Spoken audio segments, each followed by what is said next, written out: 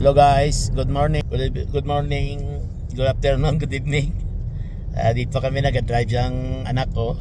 Kinidrive ako papunta sa Cargarizo. Kaya ang trabaho ko ngayon sa Tortisante sa Aso. Ngayon, ito ang dinadaanan namin. Ayan. Maganda ngayon ang araw. Kasi magandang weather ngayon. Kaya may pang ang wala na snow. Ayun. Kaya guys, wala na snow ngayon. Siguro mga ito pa to, mga first week, coming week may may snow pa. Pero pag May wala na. Hanggang naman mag-snow na October naman. Yun guys, papunta kami sa Seoul. Ito ang every Saturday Sunday work ko sa Seoul. Trabaho ko sa Seoul. Pero kung sa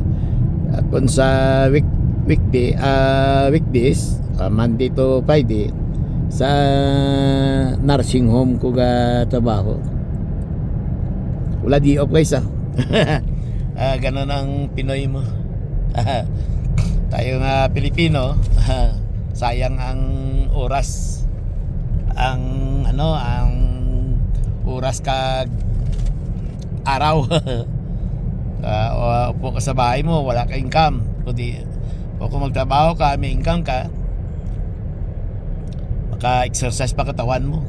Eh kung sa bahay lang, doon ka lang sa bahay, sa loob ng bahay, manood ng mga sa TV, tapos ganun-ganun lang, kahit tulog. Siyempre hindi naman masyado ka makalakad-lakad ka kasi malamig pa. Pero mas mabuti lang magtrabaho ka. Ganun pa rin, lalabas pa rin ka. Mas mabuti kay araw-araw exercise. Ganun guys. Ganun dito sa dito sa may sa Canada. Magtrabaho, tao dito, trabaho tapos tulog. Pag summer na 'yon. Pumunta ka sa mga camping, tapos ang mag fishing, dami lang long drive kayo kung saan na lugar.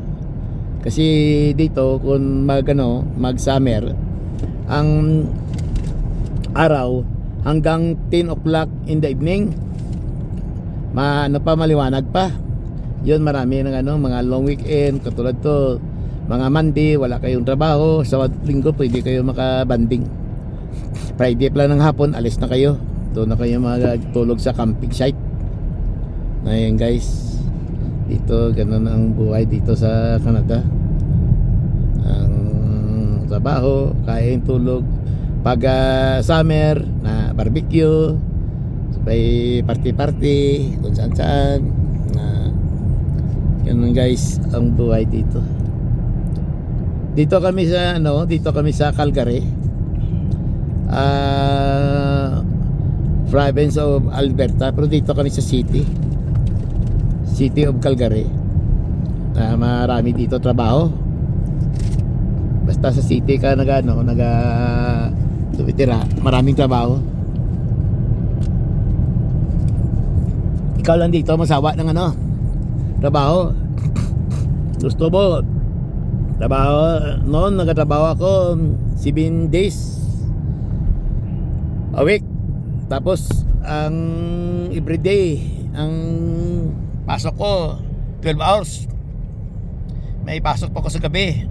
Pero ngayon lang 7 days na lang. Tapos isa lang kung Sabado lang ko 12 hours sa trabaho ko. Yun lang. Every Saturday 12 hours, tapos Sunday 8 hours na lang. Hanggang na hanggang na Monday, Sunday to Friday na yun 8 hours.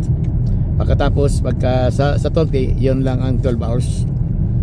Ito guys ang namin, punta sa trabaho ko. Ang anak ko nagtrabaho sa Nissan, ang nag-graduate sa mekaniko. Tapos ang isa kong anak nagtrabaho sa forklift operator. Tapos may part-time pa sa restaurant.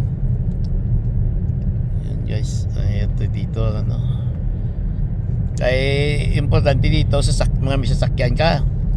Kasi kung may sasakyan ka kahit saan ka lang, magbili ka kung anong gusto mo. Punta ka sa store, madali lang. Punta ka sa katulad to, bili ka ng kape. Sa drive-thru ka lang dadaan. May kape ka na. May ano ka na. Tanungin ka lang sa doon before ka punta sa counter. Sabihin niyo mo kung anong order mo. Pag daan mo sa pintuan, ibigay na sa iyo ang order mo. Ayop lang. Ito ang cemetery. Ito ang cemetery dito. Yan. Punta na kami guys sa baho ko, sa work ko. Okay guys. See you next video. Thank you sa mga viewers ko. Kahit ganun lang, ayos na ito. Okay guys, bye. See you next video.